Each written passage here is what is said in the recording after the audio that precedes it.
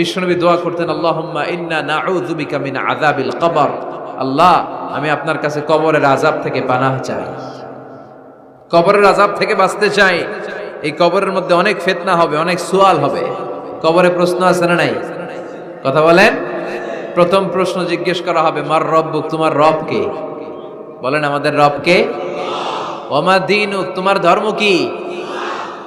বিশ্বনবীর চেহারা দেখিয়ে বলা হবে, তারিফু মান হাযার রাজুল, এই লোকটারে চিনো? আমরা কি বলবো? আমরা চিনি, উনি আমাদের প্রিয় রাসূল মুহাম্মাদুর রাসূলুল্লাহ সাল্লাল্লাহু আলাইহি ওয়াসাল্লাম। এরপরে জিজ্ঞেস করা হবে, এগুলো কোত্থেকে শিখলা? আমরা বলবো কোরআন থেকে। ফায়ুফসাহু লাহু কবরুহু ৭০ যিরাআন, এই সুন্দর সুন্দর উত্তর করতে পারলে আপনার কবরটারে ৭০ হাত লম্বা করে দেয়া হবে। ইফতাহু লাহু বাবুন ইলাল জান্নাহ, জান্নাতের দিকে একটা দরজা লাগিয়ে দেয়া হবে। ইউলবাসু মিন লিবাসি আহলিল জান্নাহ, জান্নাতীদের পোশাক পরিয়ে দেয়া হবে। জান্নাতের পোশাক কেমন হবে জানেন? রেশমের পোশাক। ওয়া লিবাসুহুম ফিহা হারির, the dress will be in Jannah with fine green silk with the gold embroidery. জান্নাতে যারা থাকবে তাদের পোশাক হবে পাতলা সবুজ রঙের রেশমের কাপড়ের পোশাক, যেটার মধ্যে গোল্ডের, স্বর্ণের ডিজাইন করা, এমব্রয়ডারি করা থাকবে। ওই পোশাক পরিয়ে দেওয়া হবে। আর বলা হবে নাম কানাউমিল আরুস, বাসর রাতে জামাই যেমনি আনন্দে ঘুমায় তুমিও ঘুমাও। দুনিয়াতে অনেক কষ্ট সহ্য করছো, দুনিয়াতে পুলিশের দৌড়ানি, র্যাবের দৌড়ানি, আছে না নাই? ইসলামের পক্ষে যারা কথা বলে নিজ এলাকায় পরবাসী, আছে না নাই? আহা, মামলা হামলা, ঝক্কি ঝামেলা ঝুঁকি একটার পর একটা, তার পিছু ছাড়ে না। সে ঘুমাইতেও পারে নাই, চিল্লায় বলেন ঠিক কিনা? আনন্দের ঘুম আমরা সেদিন দেব ইনশাআল্লাহ। ঘুমেন না? নাম কানাউমিল আরুস, বাসর রাতে বর যেমনি কনেকে নিয়ে ঘুমায় ঘুমাও। দুনিয়াতে ঘুমাইতে পারো নাই, দুনিয়াতে খালি দৌড়াইছো। কি করছো? দৌড়ানির উপরে ছিল। আজকে দৌড়ানি নাই, আজকে দৌড়ানি হবে ওই দলে। কথা কন। যারা ইসলামের পক্ষে ছিল না, আজীবন ইসলামের বাঁশ দিয়েছে, আজকে ওদেরকে বাঁশ দেওয়ার পালা। সেদিন হিসেব উল্টে যাবে। কথা বলেন।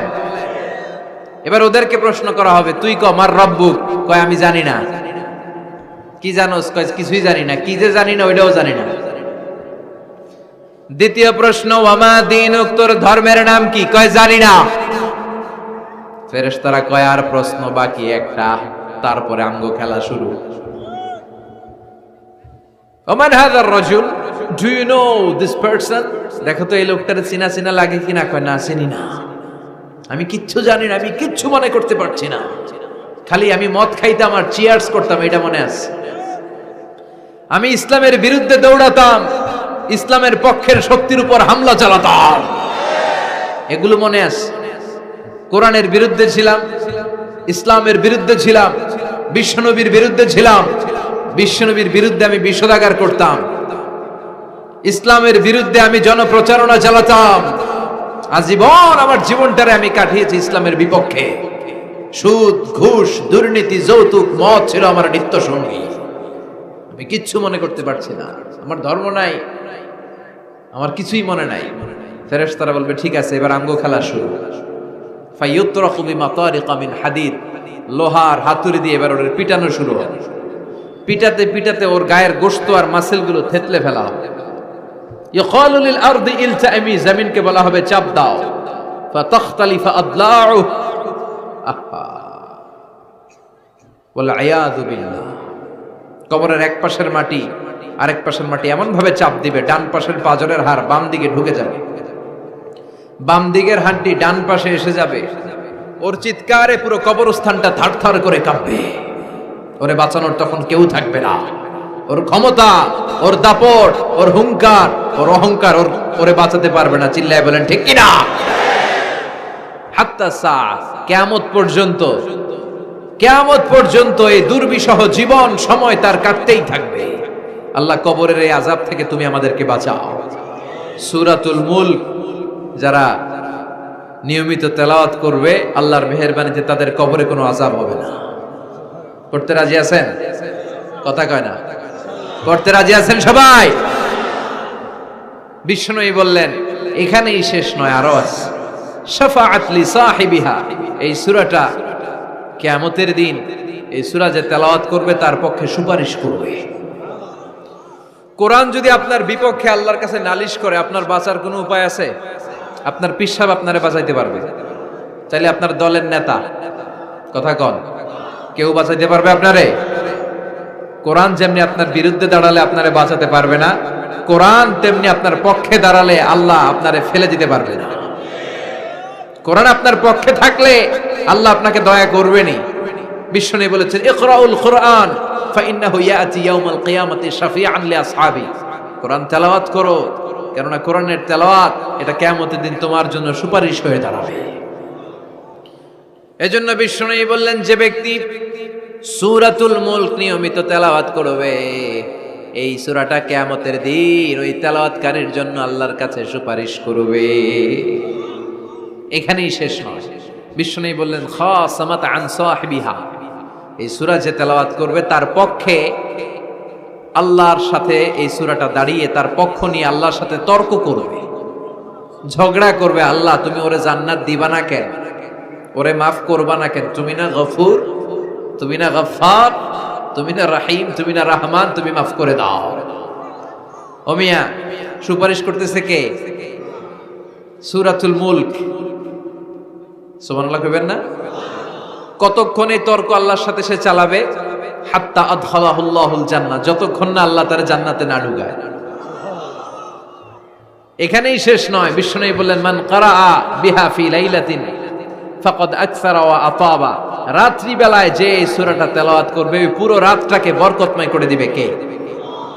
এজন্য বিশ্বনবী বলেন, আমি চাই আমার সব উম্মত এই সূরাটা মুখস্থ করে নেক। আমার চাই আমার ছোট বড় আবাল বৃদ্ধ বনিতা সব উম্মতের হৃদয়ের মধ্যে এই সূরাটা গাথা থাক, মুখস্থ থাক, হিফজ করা থাক। আমরা বিশ্বনবীর উম্মত না? কথা কন। নবীর এই আশাটা আমাদের পালন করার দরকার আছে না নাই? আমরা কি পারি না এই সূরাটা মুখস্থ করে রাখতে? মাত্র 30 আয়াত, প্রতি মাসে কয়দিন? প্রতিদিন এক আয়াত করে মুখস্থ করলে লাগে কয়দিন? প্রতিদিন এক আয়াত করে মুখস্থ করলে 30 দিনে এই সূরা মুখস্থ করতে রাজি আছেন? সবাই রাজি আছেন তো? মনে থাকবে? নেক্সট টাইমে নেক্সট ইয়ারে আসলে জিজ্ঞেস করব যে সূরা মুলক মুখস্থ হয়েছে কিনা। হ্যাঁ, মনে থাকবে তো? আল্লাহ তুমি তৌফিক দাও। এই সূরাটা পড়লে আল্লাহ আপনার দৃষ্টি শক্তিকে খুলে দিবে। আপনার চোখের সামনে কোনো পর্দা থাকলে পর্দাটা সরে যাবে, আপনি আল্লাহর মাহাত্ম্য বুঝতে পারবেন, আপনি আল্লাহরে চিনতে পারবেন, আপনি আল্লাহর অস্তিত্ব টের পাবেন। সুবহানাল্লাহ পড়েন। অনেকেই বলে যেটা দেখি না তা মানি না। যারা স্রষ্টাকে বিশ্বাস করে না তারা বলে আনসিন ইজ নাথিং, যেটা দেখা যায় না এটা বিশ্বাস করি না। নাস্তিক্যবাদের ছড়াছড়ি আছে না নাই? বাগেরহাটে কোনো নাস্তিক নাই মনে হয়, কথা কন। আছে আছে আছে। এত দাড়ি টুপি এগুলার ভিতরে ঢুকে কেমনে? ওগুলা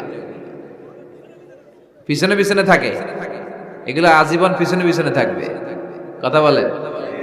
ইয়াং যুবক যারা আছে তোমরা একটা বই পড়বে, প্যারাডক্সিক্যাল সাজিদ, একটা বই আছে বাজারে, নাস্তিকদের বিভিন্ন প্রশ্নের জবাব। এই বইয়ের লেখক খুব ভালো করে ওই বইতে তিনি তুলে ধরেছেন। লেখকের নাম আরিফ আজাদ। এটা পড়লে শিক্ষিত যারা তাদের মনের মধ্যে এই ঘুরপাক করা প্রশ্নগুলোর উত্তর তারা পেয়ে যাবে। বইয়ের নাম প্যারাডক্সিক্যাল সাজিদ, আরিফ আজাদের লেখা। তো তার পাশাপাশি এই সূরাটা পড়লেও আমরা জানতে পারবো, কারণ এই সূরাটা হচ্ছে দি সূরা is an eye opener for us all, আমাদের সবার চোখ খুলে দিবে এই সূরাটা। আমাদের ঘুমন্ত বিবেককে জাগিয়ে তুলবে এই সূরাটা। যারা বলে যে স্রষ্টাকে দেখা যায় না তাদের জন্য এই সূরাটা একটা মেডিসিন। আল্লাহ কেমন যেন এই সূরায় বলতে চায়, ওপেন ইউর আই, তুমি তোমার চোখ খোলো না একটু, you must find your god, তুমি তোমার আল্লাহরে খুঁজে পাবা। আপনি আকাশের দিকে তাকান, বাতাসের দিকে তাকান, জমিনের দিকে তাকান, আল্লাহরে খুঁজে পাবেন। সাইয়েদনা ইব্রাহিম তারার দিকে তাকালেন, বললেন মনে হয় এটাই আমার রব। পরে দেখে তারা নাই, কয় না না, আমার রব তো আমার ছেড়ে চলে যেতে পারে না। সাইয়েদনা ইব্রাহিম চাঁদ দেখলেন, পূর্ণিমার চাঁদ দেখে ভাবলেন তাইলে এটা তো তারার চেয়েও বড়, মনে হয় এটা আমার রব। পরে দেখলেন চাঁদও নাই। সাইয়েদনা ইব্রাহিম কয় আমিও আপনার লগে নাই। এরপরে সূর্য উঠলো, গগন বিদারী সূর্য পুরো জমিনটারে আলোকিত করে ফেললো। উনি বললেন হাদা আকবার, সূর্য অনেক বড়, তাহলে এটা আমার রব। পরে বিকেলবেলা যখন সূর্য ডুবে যায়, সাইয়েদনা ইব্রাহিম কয় না, আমার রব তো আমার ছেড়ে কোথাও চলে যেতে পারে। তখন তিনি চিন্তা গবেষণার মধ্য দিয়ে মহাসত্যের খোঁজ পেলেন। সুবহানাল্লাহ পড়েন। মহাসত্য হচ্ছেন একজন, চিৎকার করে বলতে হবে তিনি কে? সে আল্লাহ বলে, গোলাম, আমার অস্তিত্ব অনুভব করার জন্য তোমাকে ডজন ডজন বই পড়া লাগবে না, ডক্টরের ডিগ্রি লাগবে না।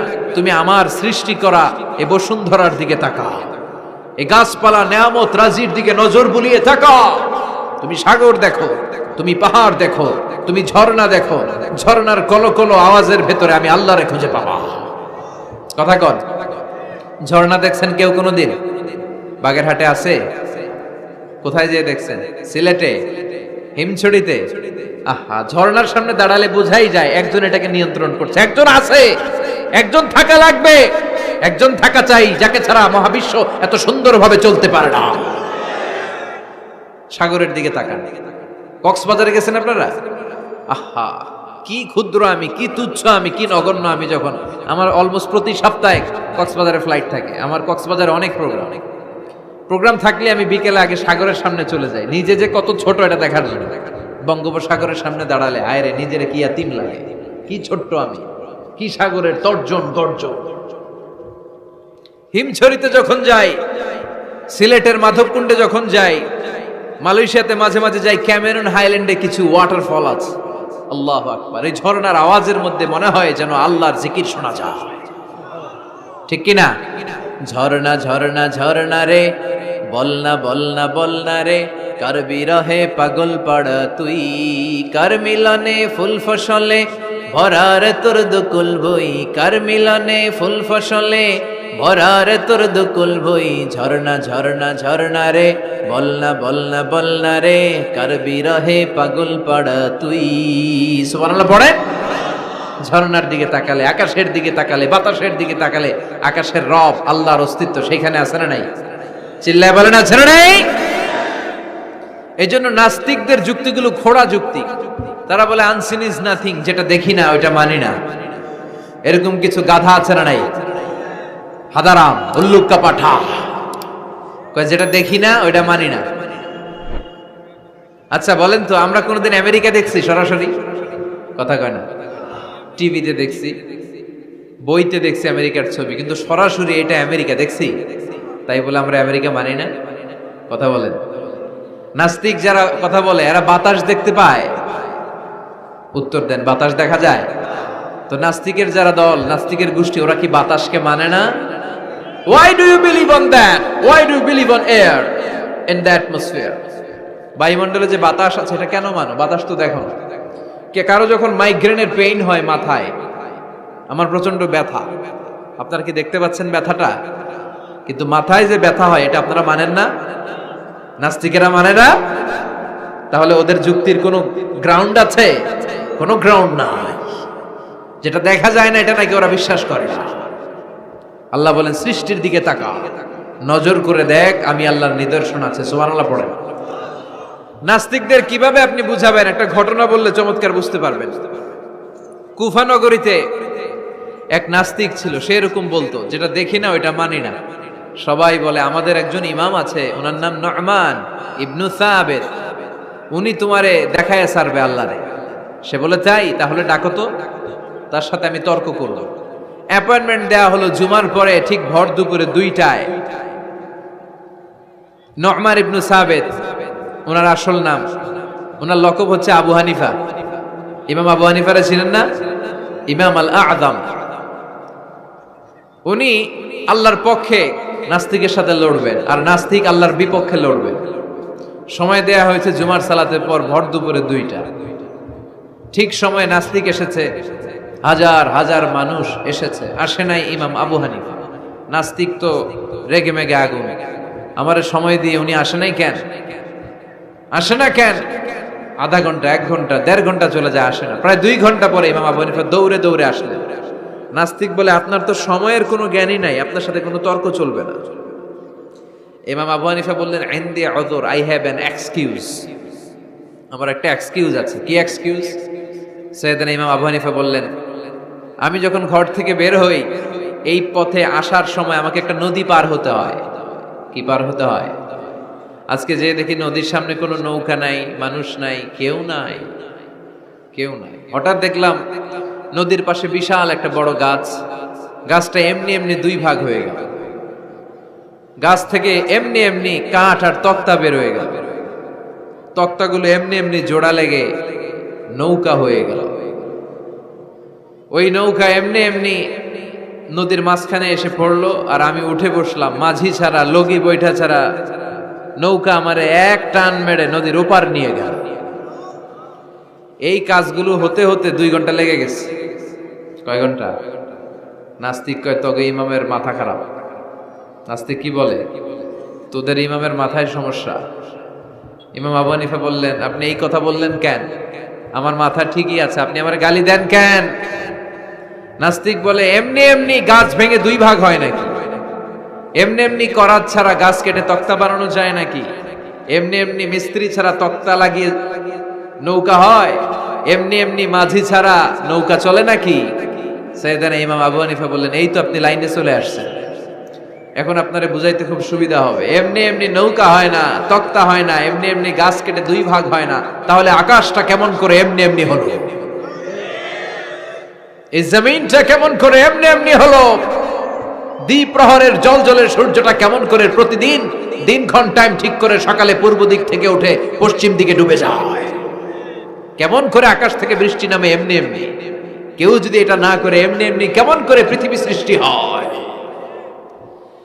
নাস্তিকের ঘুমন্ত বিবেক এবার জাগ্রত হয়েছে, এবার সে চোখ মেলে তাকিয়েছে। সেজন্য এই পৃথিবীতে এখন নতুন এসেছে, সে নতুন করে আবার পৃথিবী দেখতে লাগলো। তাই তো? সুবহানাল্লাহ কইবেন না? তাই তো? এমনি এমনি তো কিছু হতে পারে না। There should be someone who is controlling everything. একজনকে থাকাই লাগবে যিনি মহাবিশ্ব নিয়ন্ত্রণ করছে। চিল্লায় বলেন, যিনি কে? নাস্তিক অবাক, তাই তো, আসলেই তো আমি একটা বোকা, আসলে আমি হাদারাম, আমি তো এইভাবে কখনো ভাবি নাই। ও ইমাম, আপনাকে শুকরিয়া, আপনার হাত দেন, আপনার হাতে চুমু খাই, আপনার হাতে হাত রেখে আমি শাহাদা বাক্য পাঠ করতে চাই, আপনি আমারে পড়িয়ে দেন লা ইলাহা ইল্লাল্লাহ মুহাম্মাদুর রাসূলুল্লাহ। কালিমা পড়ে মুসলমান হয়ে গেলেন। আল্লাহু আকবার।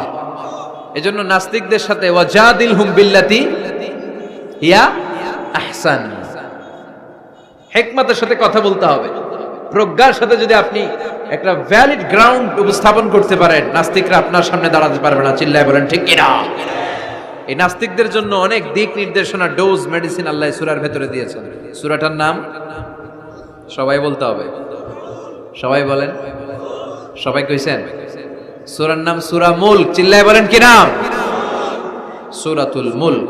আল্লাহ শুরু করছেন, তাবারাকাল্লাযী বিয়াদিহিল মুলকু ওয়া হুয়া আলা কুল্লি শাইইন কাদির। সুবহান সেই সত্তা যার হাতে ক্ষমতা, আর তিনি সব বিষয়ের উপরে ক্ষমতাবান। পড়েন সুবহানাল্লাহ। তাবারাকাল্লাযী, সুবহান সেই সত্তা, বিয়াদিহিল মুলকু, যার হাতে সব ক্ষমতা, ওয়া হুয়া, আর তিনি আলা কুল্লি শাইইন কাদির, সব বিষয়ে ক্ষমতাবান। তিনি কে? বিয়াদিহিল মুলকু, তার হাতে ক্ষমতা। চিল্লায় বলেন তো কার হাতে? নাকি আপনাদের হাতে? মাননীয় প্রধানমন্ত্রীর হাতে? আস্তে আস্তে যাও, তুমি তো পুরো মাইক নাড়ায় ফেলতেছো। ক্ষমতা কার হাতে? নাকি প্রধানমন্ত্রীর হাতে? র্যাবের প্রধানের হাতে? পুলিশ প্রধান ডোনাল্ড ট্রাম্পের হাতে? ভ্লাদিমির পুতিনের হাতে? নরেন্দ্র মোদির হাতে? কার হাতে?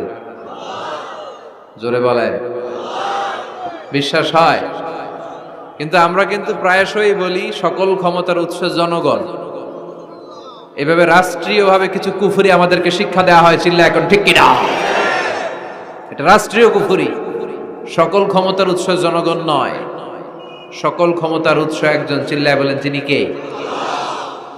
আপনি নিজের একটু নিজের জিজ্ঞেস করেন তো যে আপনার ক্যাপাসিটি কতটুকু? আমার ক্যাপাসিটি আসলে কতটুকু? আমি আসলে কদ্দূর করতে পারি, কদ্দূর ক্ষমতা আমার আছে? একটু জিজ্ঞেস করে দেখেন। ডায়রিয়া যাদের হয় 5 বার 7 বার 10 বার যদি টয়লেটে যাওয়া লাগে, ওর চেহারার দিকে আর তাকানো যায়? নিজেকে দিয়ে ভাবেন, যেদিন আপনার পেট মোচড় দিয়ে ডায়রিয়া হয়েছে, 7 বার 8 বার ইমোটিল ট্যাবলেট খাওয়ার পরে, স্যালাইন খাওয়ার পরেও ভালো হচ্ছে না, 10 বার 12 বার যেতে যেতে চেহারাটা সাদা হয়ে যাচ্ছে, গায়ে কোনো শক্তি নাই, এরপরে 3-4 জন কাঁধে করে টয়লেটে ঢুকায়, আছে না নাই? 10 বার 12 বার টয়লেটে গেলে আর কোনো শক্তি নাই, কই আই মরে যাইও, আই আর হাইতাম না, আরে মাফ করে দে, এরকম হয় না? তখন ভয় লাগে, মনে হয় যে আমি আসলেই মরে যাব, সবার কাছে বিদায় নেয়, আমারে মাফ করে দাও, আমি হয়তো বাঁচবো না। কত লিমিটেড পাওয়ার আমাদের, কত দুর্বল। 5 বার টয়লেটে গেলে চেহারার দিকে তাকানো যায় না, চেহারা ভেস্কি মেরে থাকে এমনি। সে নাকি ক্ষমতার মালিক। আল্লাহ বলেন ওয়া খুলিকাল ইনসানু দাঈফা, তোদেরকে আমি দুর্বল করে বানিয়েছি। শুধু আমরাই দুর্বল না, আমি দুর্বল, আমার বাপ দুর্বল, আমার দাদা দুর্বল, আমার 14 গোষ্ঠী দুর্বল। আমরা দুর্বলের ঘরের দুর্বল। সবল হচ্ছে একজন, তিনি কে? এজন্য সকল ক্ষমতার উৎস কোন দৃষ্টিতে, কোন যুক্তিতেই টিকে না যে সকল ক্ষমতার উৎস নাকি মানুষ। এই কথাটা যুক্তির আলোকে টিকে? সকল ক্ষমতার উৎস কে? কি ক্ষমতা আছে আমাদের? কোনো ক্ষমতাই নাই। আজকে কেউ যদি পেছন থেকে চিৎকার দিয়ে বলে হুজুর প্যান্ডেলে সাপ, মজা করে বলছি, এতে অনেকে খুঁজতেছে কই সাপ, কই সাপ। দেখছেন ক্ষমতার মালিক নাকি আমরা? আর আসলে যদি 3-4টা সাপ ফস করে এদিক দিয়ে ফানা তুলতো, black mamba, king cobra, python, হ্যাঁ, এই সাপগুলো যদি ফস করে এখানে ঢুকতো, আপনাদেরকে খুঁজে পাওয়া যেত? এতক্ষণ স্লোগান চলে, এখন দৌড়। আছে না নাই? আহা, সাপ বাদ দেন, ভাউয়া ব্যাং চিনেন অথবা কোলা ব্যাং? বাগেরহাটে কি বলে, কি করে? খালি লাফায়। 10টা ভাউয়া ব্যাং, 2টা স্টেজে আর 8টা প্যান্ডেলে ছেড়ে দেওয়া হলো, অবস্থাটা কি হবে জানেন? ভাউয়া ব্যাং আর কি লাভ দিবে? এর চেয়ে বড় লাভ দিবেন আপনারা, এর চেয়ে বড় লাফাইতে লাফাইতে আমরা ভাগবো।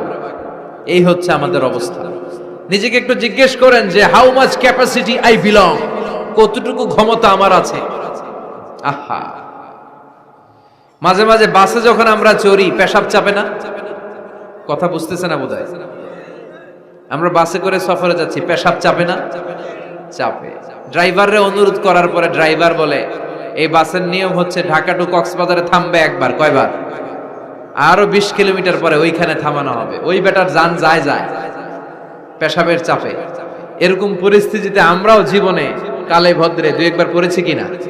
ওই সময়ের কথাটা একটু খেয়াল করেন যে আপনার কি অবস্থা হয়েছিল তখন। সে নাকি ক্ষমতার মালিক, সে নাকি সকল ক্ষমতার উৎস, যার 10 মিনিটের পেশাব আটকে রাখার ক্ষমতা তার থাকে না। এজন্য মানুষ কখনো ক্ষমতার উৎস হতে পারে না। চিৎকার করে বলতে হবে সকল ক্ষমতার উৎস কে? কি দুর্বল আমরা। মশা কামড়াইলে মশারে ধরতে পারি না, মারতে পারি না, দৌড়। মশা ওইরা কই চলে যায় খুঁজেও পাই না। কুত্তা এম করে কামড়াইলে আমরা কুত্তারে কামড়াইতেও পারি না। কথা বলেন, অসহায় হয়ে তাকিয়ে থাকি।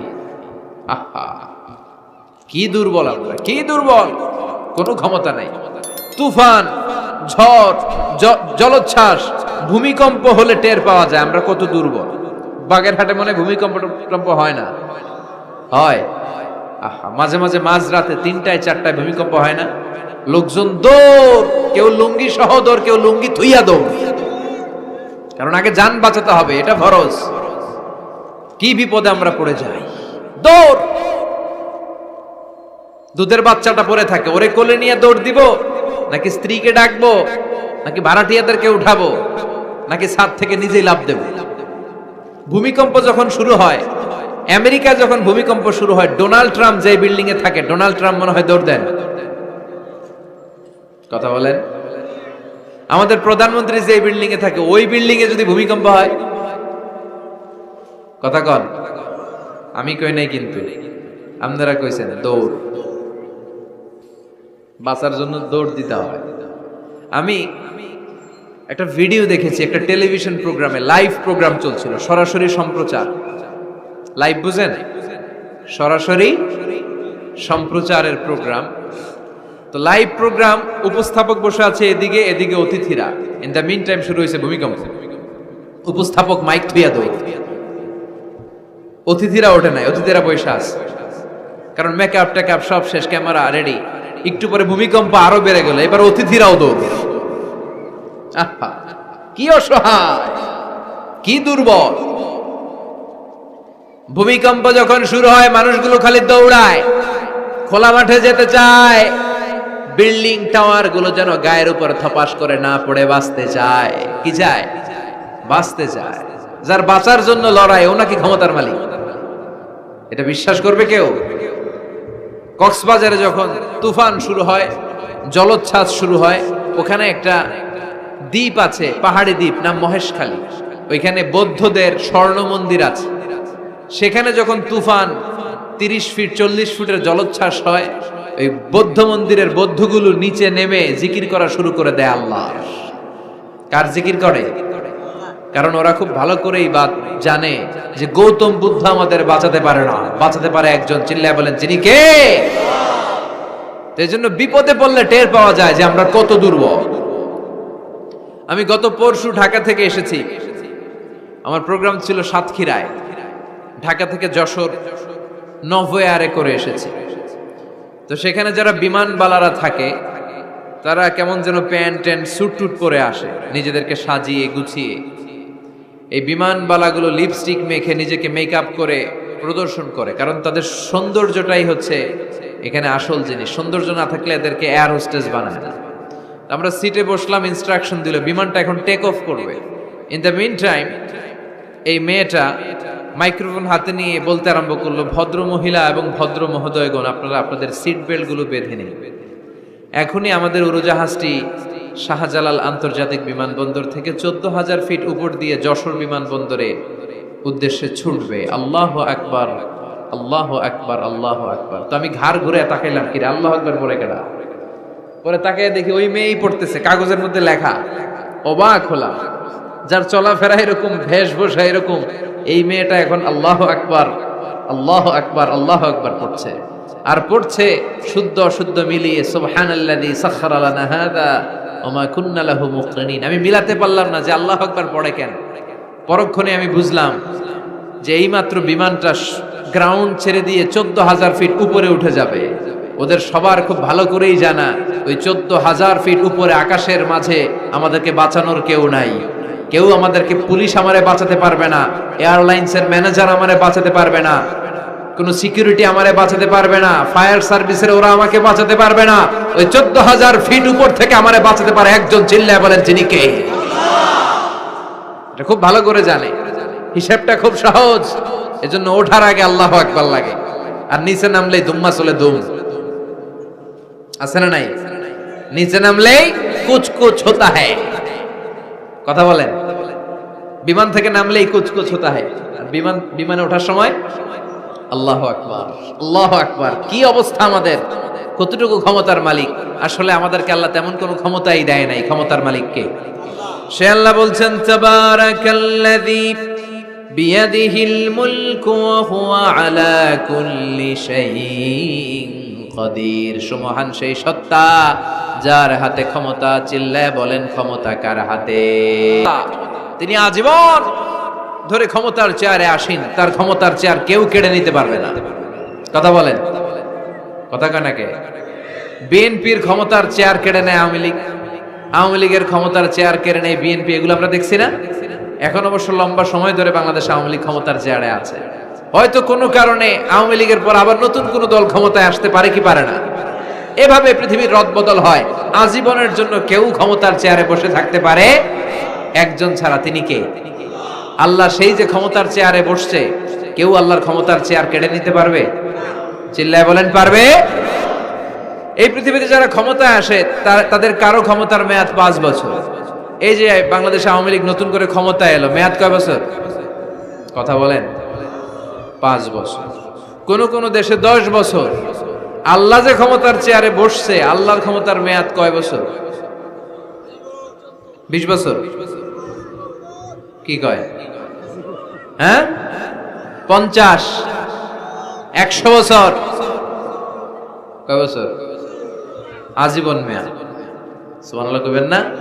হুয়াল আউয়াল ওয়াল আখির ওয়াল যাহির ওয়াল বাতিন ওয়া হুয়া বিকুল্লি শাইইন আলিম। আল্লাহ বলে আমি প্রথম, আমি শেষ, আমি গোপন, আমি প্রকাশ্য। আমি চিরকালের জন্য ক্ষমতার চেয়ারে বসেছি, কোনোদিন এই চেয়ার আমি ছাড়বো না। ঠিক কি না? উনি আজীবন ক্ষমতার মালিক, উনি শুরু থেকে আছেন, শেষ পর্যন্ত থাকবেন। সুবহানাল্লাহ পড়ে। আমার কথা কি বোঝা যাচ্ছে? বুঝতে পারতেছেন? পৃথিবীর অনেক দেশে আবার ডেমোক্রেটিক সিস্টেমে ভোটে জিতে ক্ষমতায় আসতে হয়। যেমন আমাদের দেশ ডেমোক্রেটিক কান্ট্রি, ভোট যার বেশি ক্ষমতা তার বেশি, ভোট পেয়ে ক্ষমতায় আসে। তো আল্লাহ তো ভোটে জিতে মনে হয় ক্ষমতায় আসছিল না, ভোট ছাড়া আসছে, কারচুপি করে আসছে আল্লাহ। হ্যাঁ, অনেক দেশে রাজতন্ত্র, মোনার্কি সিস্টেম, রাজার পোলা রাজা, আল্লাহর বাবা ছিল রাজা, এজন্য আল্লাহও রাজা। কথা বলেন।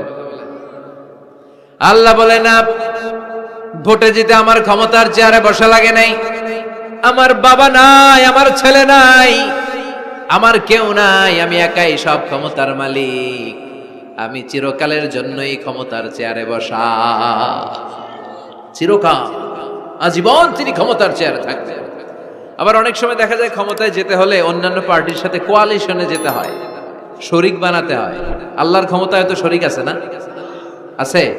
আল্লাহ বলেন ওয়ালাম ইয়াকুল্লাহু শারীকুন ফিল মুলক, আমার ক্ষমতায় কোনো পার্টনার নাই, কোনো শরিক নাই। তোদের মতো আমি কারোর সাথে জোট করি নাই, জোট ছাড়া, শরিক ছাড়া, কোয়ালিশন ছাড়া আমি ক্ষমতার চেয়ারে বসা। আজীবন আমার ক্ষমতার মেয়াদ, কেউ আমার ক্ষমতার চেয়ার থেকে নামাতে পারবে না। পৃথিবীর অনেক দেশের এরকম নমুনা আমরা জানি, আন্দোলন করে সরকারকে ক্ষমতার চেয়ার থেকে নামানো হয়, আছে না নাই? গণ অভ্যুত্থান করে চেয়ার উল্টে দেওয়া হয়, মিলিটারি কু হয়, ক্ষমতার চেয়ারে আর থাকা যায় না। তো আমরাও যদি সবাই মিলে একটা আন্দোলনে নামি, তাহলে আল্লাহর ক্ষমতা শেষ। কি বলেন? আমরা 700 কোটি মানুষ, আমাদের সাথে পারবে আল্লাহ? 700 কোটি মানুষ আন্দোলন করলেও আল্লাহর নামাতে পারবে না? বুঝে শুনে উত্তর দিয়েন। 700 কোটি কিন্তু পারবে? পারবে? আচ্ছা, জিন জাতিরা যদি বলে, জিনেরা তো আমাদের চেয়েও পাওয়ারফুল, তারা যদি বলে ও মানব জাতি আমরাও তোদের সাথে আছি, আল্লাহরে মানি না, মানুষ জিন ভাই ভাই, আল্লাহর আর রক্ষা নাই, তাহলে আল্লাহর ক্ষমতা শেষ? তাও না, কি বলে এগুলো, বলে কি? আচ্ছা, ফেরেশতারাও যদি বলে যে আমরাও আল্লাহরে আর মানছি না, আমরা জিনেরা মানুষেরা 3 দলীয় জোট, 3 দলীয় জোট হলেও পারবে না। আল্লাহ বলে গোটা বিশ্বের সবাই মিলে যদি আমার বিরুদ্ধে আন্দোলনে লেগে যাস, আমার ক্ষমতার 1 ইঞ্চিও কমাতে পারবি না। এজন্য রাব্বুল আলামিন বলেন তাবারাকাল্লাযী বিয়াদিহিল মুলকু ওয়া হুয়া আলা কুল্লি শাইইন কাদির। সুমহান সেই সত্তা যার হাতে ক্ষমতা, ক্ষমতা কার হাতে? ওয়া হুয়া আলা কুল্লি শাইইন কাদির, তিনি সব বিষয়ের উপর ক্ষমতাবান। তিনি কে? তিনি চাইলে পাহাড়কে দরিয়া করতে পারে, তিনি চাইলে দরিয়াকে পাহাড় করতে পারে, তিনি চাইলে ধনীকে গরিব করতে পারে, গরিবকে ধনী করতে পারে, তিনি চাইলে সম্মানিতরে অপমানিত করতে পারে, আবার চাইলে অপমানিতরে সম্মানিত করতে পারে। তিনি কে? ফাআলুল লিমা ইউরিদ, তিনি যা ইচ্ছা তাই করতে পারেন, তার কাছ থেকে জবাবদিহিতা করার কেউ নাই, তিনি সবার কাছে জবাবদিহি চায়। চিল্লায় এখন ঠিক কিনা? সে আল্লাহ বললেন সুমহান সত্তা যার হাতে ক্ষমতা, তিনি সব বিষয়ের উপর ক্ষমতাবান। এজন্য আমাদের মনে রাখতে হবে আমাদের কোনো ক্ষমতা নাই, ক্ষমতার মালিক কে? আর কোনদিন বাগেরহাটের ভাইয়েরা জনগণ সকল ক্ষমতার উৎস, এই কথা বলবেন? মনে থাকবে? তাহলে আওয়াজ করে বলেন তো, সকল ক্ষমতার উৎস কে? সবকিছু করতে পারে কে? সব ক্ষমতার মালিক আল্লাহ। অনেক কথা আল্লাহ 30 আয়াতে বললেন, কয়টা বলবো? কিছু দূর যে আল্লাহ বলা শুরু করলেন ওয়ালাকাদ যায়্যানাস সামাআদ দুনিয়া বিমাসাবিহা ওয়া জাআলনাহা রুজুমান লিশ-শায়াতিন। সুবহানাল্লাহ পড়েন। আল্লাহ বললেন আমি নিকটবর্তী আকাশটারে তারা দিয়ে, আলো দিয়ে, মোমবাতি দিয়ে আলোকিত করেছি। I have beautified the closer sky with light and candles. আমি তারা দিয়ে নিচের আকাশটাকে সুশোভিত করেছি। তারা দিয়ে আমাদের আকাশটারে, মহাশূন্যটারে সুশোভিত করেছে কে? তারা চেনেন? চেনেন না? খালি আকাশের দিকে রাতে তাকালে কি দেখা যায়? তারা। রাতের বেলা তারার মেলা। এখন তো লাইটিং ফাইটিং এর যুগ, তারা চেনা যায় না। আগের লোকেরা তারা না দেখে কিছু করতে পারতো না। আগের মুরব্বীরা তারা দেখলেই বুঝতো কয়টা বাজে, ঘড়ি লাগতো না। আগের নাবিকেরা তারা দেখে তারা রাত কয়টা বাজে নির্ধারণ করে ফেলতো। সুবহানাল্লাহ পড়েন। কত ধরনের তারা আছে। শুক তারা নাম শুনছেন? ধ্রুব তারা শুনেছেন? সপ্তর্ষি মণ্ডল একটা আছে। অনেকে তারা চিনে না। গুটি গুটি গুটি গুটি 7টা তারা একসাথে দেখবেন, এটার বলে সপ্তর্ষি মণ্ডল। আল্লাহ বলে এই তারা দিয়ে আমি আকাশটারে সুশোভিত করেছি। এই তারাগুলো কিন্তু প্রথম আকাশে না, এই তারাগুলো প্রথম আকাশের মহাশূন্যে অবস্থিত।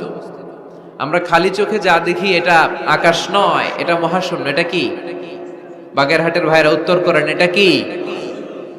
এই মহাশূন্যের অনেক অনেক অনেক অনেক অনেক উপরে আকাশ। ওই আকাশ যে কত উপরে এটা নাসার বিজ্ঞানীরাও জানে না। শুরুতে আমরা দেখতে পাই প্রথম আকাশের মহাশূন্য, এর অনেক উপরে প্রথম আকাশ। তারপরে শুরু হয় দ্বিতীয় আকাশের মহাশূন্য, তার অনেক উপরে দ্বিতীয় আকাশ। তারপরে তৃতীয় আকাশের মহাশূন্য, তারপরে তৃতীয় আকাশ। এভাবে একটার চেয়ে আরেকটা বড়, একটার চেয়ে আরেকটা বড়।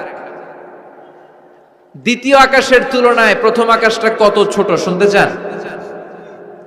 আপনার হাতের আংটিটা যদি আপনি সাহারা মরুভূমিতে ছুঁড়ে ফেলে দেন, পৃথিবীর সবচেয়ে বড় মরুভূমির নাম কি জানেন? সাহারা মরুভূমি। এই সাহারা মরুভূমিতে আপনার হাতের আংটি ছুঁড়ে ফেলে দিলে পুরো মরুভূমির তুলনায় আপনার হাতের আংটি যত ছোট, আল্লাহর দ্বিতীয় আকাশের তুলনায় আল্লাহর প্রথম আকাশটা ঠিক তত ছোট। একটার চেয়ে একটা বড়। তারপর আমরা নিজের বড় বড় করে দাবি করি। এই যে আজকের প্যান্ডেলে এত মানুষের সমারোহ হয়েছে, তাকালে মনে হয় না যে কত বিশাল জায়গা? কথা বলেন, বিশাল মনে হয় না? পিল জঙ্গ এইটার যদি এত বড় মনে হয়, তাহলে পিল জঙ্গটা কত বড়? হ্যাঁ, আরো। এইটার চেয়ে নিশ্চয়ই বাগেরহাট বড়। কথা কয় না? বাগেরহাটের চেয়ে নিশ্চয়ই পুরো বাংলাদেশটা বড়। বাগেরহাট হলো 64 জেলার এক জেলা। 64টা জেলা মিলে সুজলা সুফলা আমাদের এই বাংলাদেশ। বাংলাদেশ হচ্ছে পৃথিবীর সবচাইতে বড় দেশ। হ্যাঁ, এরা দেখি আমার সব কথার সাথে খালি দ্বিমত করে। বাংলাদেশ সবচেয়ে বড় দেশ না? কত ছোট জানেন? মানচিত্রে বাংলাদেশ লেখার জায়গাটাও আমরা পাই না। বাংলাদেশ এটা লিখতে গেলে BAN পরে ইন্ডিয়ার উপরে, GLA পরে বাংলাদেশের উপরে, আবার DESH পরে আবার ইন্ডিয়ার উপরে। আমাদের বাংলাদেশটা এত ছোট, বাংলাদেশ লেখার জায়গাটাও মানচিত্রে আমাদের জন্য নাই। এত ছোট দেশ, এত ছোট। ইন্ডিয়া প্রায় 20-25 গুণ বড় আমাদের চেয়ে। আমেরিকা, কানাডা শতগুণ বড়। রাশিয়া একটা দেশ আছে কয়েকশো গুণ বড়। এরকম 200টা বিশাল দেশ মিলে পৃথিবী, 200টা দেশ মিলে পৃথিবীর 30 ভাগ, বাকি 70 ভাগ শুধু পানি। বাকি 70 ভাগ কি? এই স্থল আর জল মিলে আমাদের পৃথিবী। তাহলে আজকের এই প্যান্ডেলের জায়গার তুলনায় পুরো পৃথিবীটা কত বড়? সুবহানাল্লাহ কইতে পারলেন না? তাহলে এই পৃথিবীটা আমাদের কাছে এখন পর্যন্ত যেটা আমরা আলোচনা করলাম বোঝা গেল অনেক বড়, এত বড় পৃথিবী। কিন্তু আমরা শুনতে পাই যে সূর্যটা আমরা দেখতে পাই দিনের বেলা, ওই সূর্যটা নাকি এই বিশাল পৃথিবীর চেয়ে 13 লক্ষ গুণ বড়। চিন্তা করতে পারেন? খালি তো মাথা নাড়াইতেছেন। আসলে কি আমরা চিন্তা করতে পারি? 13 লক্ষটা পৃথিবী সূর্যের মধ্যে রেখে দেওয়ার জায়গা করে দিয়েছে কে? 9,30,00,000 মাইল দূরে সূর্য 8 মিনিট 18 সেকেন্ড সময় নিয়ে নেয় আলো পৌঁছাতে। এত বিশাল সূর্য। তার মানে কি সূর্যটাই সবচেয়ে বড়? এর চেয়ে অনেক বড় বড় তারা আছে। সূর্যের পরে পৃথিবীর সবচেয়ে কাছের তারার নাম প্রক্সিমা সেন্ট্রাই। গুগল করলে দেখবেন যে কত তারা। এরপরে Alpha Centauri A, Alpha Centauri B, এভাবে তারা শুরু। এটা ক্যারিনা, ব্যাটেলজিউস। যেই সূর্য পৃথিবীর চেয়ে 13 লক্ষ গুণ বড়, ব্যাটেলজিউস নামে একটা তারা আছে। ওই তারা সূর্যের চেয়ে 33 কোটি গুণ বড়। তার মানে কি ব্যাটেল জিউসি সবচেয়ে বড় তারা? না, এটা ছোট্ট সাইজের তারা। এইটার চেয়েও কত হাজার কোটি গুণ বড় তারা যে মহাশূন্যে আছে তার কোনো ইয়ত্তা আমাদের নাই। এরকম হাজার হাজার million trillion zillion pillion octillion তারা মিলে আমাদের এই গ্যালাক্সিটা গঠিত। আমাদের গ্যালাক্সির নাম মিল্কি ওয়ে। আমাদের গ্যালাক্সির নাম শুনছেন না? বিজ্ঞানে আমরা পড়ছি না? আমাদের গ্যালাক্সির নাম মিল্কি ওয়ে। আমাদের গ্যালাক্সির পরে আমাদের সবচেয়ে কাছের গ্যালাক্সির নাম অ্যান্ড্রোমেডা। কি নাম? আমাদের গ্যালাক্সি থেকে অ্যান্ড্রোমেডাতে পৌঁছতে 2.5 মিলিয়ন লাইট ইয়ার লেগে যাবে যদি লাইটের গতিতে আমরা ছুটি। 2.5 মিলিয়ন লাইট ইয়ার। 1 মিলিয়নে 10 লাখ, 2.5 মিলিয়নে 25 লক্ষ লাইট ইয়ার। এই পৃথিবীতে সবচেয়ে দ্রুতগামী যে জিনিসটার আবিষ্কার হয়েছে সেটার নাম আলো। সেটার নাম সবাই বলেন। আলো সবচেয়ে দ্রুত ছোটে। কত দ্রুত জানেন? 1 সেকেন্ডে 1,86,000 মাইল বেগে ছোটে। 1 ঘন্টায় না, 1 মিনিটে না, এক সেকেন্ডে ছুটে কত দূর? আরে 1 সেকেন্ড কইতে তো 2 সেকেন্ড লাগে।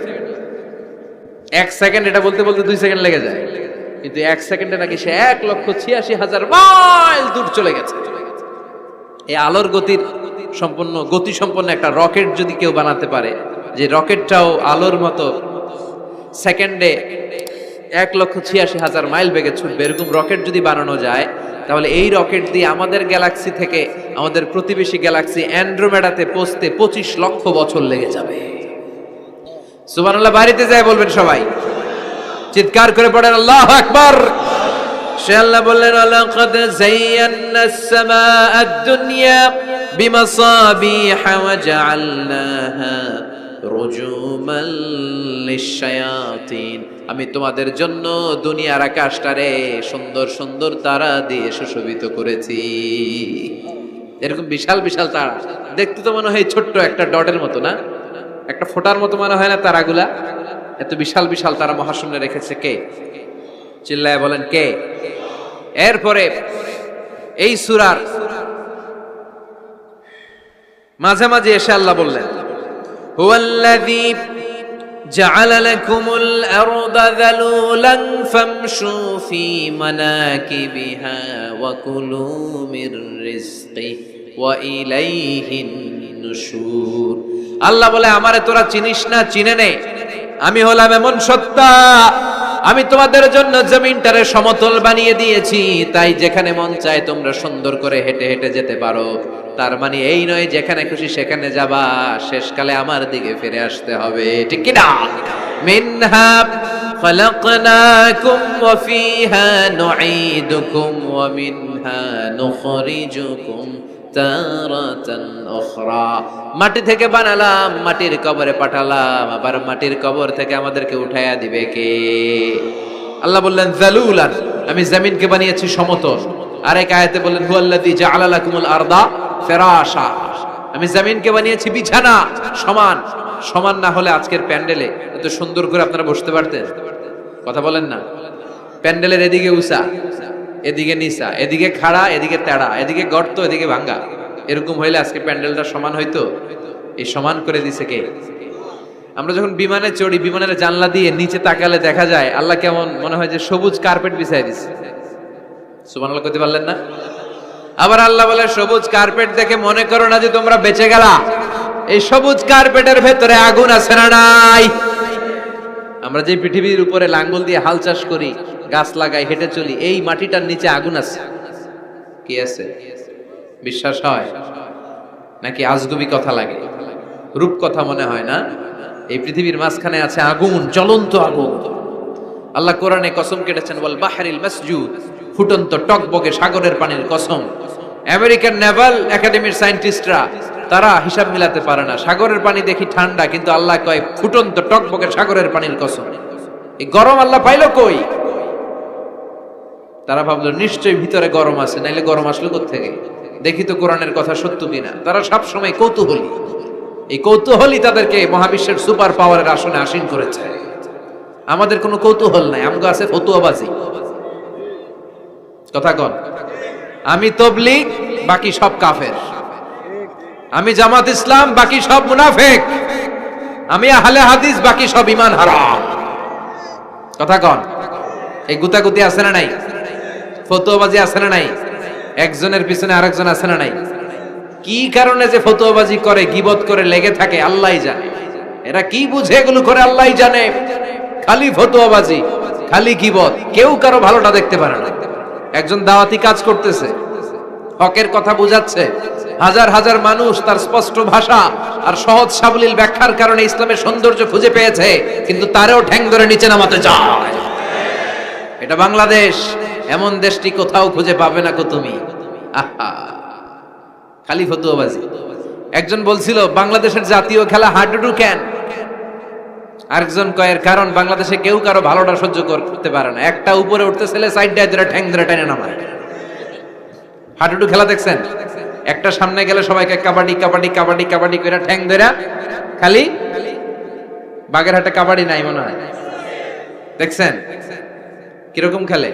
একজন সামনে গেলে সবাই ঠ্যাং ধরে নিচে নামে। এটা এই দেশের জাতীয় খেলা। এদেশে কেউ ভালো পথে হাঁটতে চাইলে, উপরে উঠতে চাইলে, কল্যাণের পথে আগাতে চাইলে তার বিরোধী শক্তিরাও ঠ্যাং ধরে নিচে নামাবে।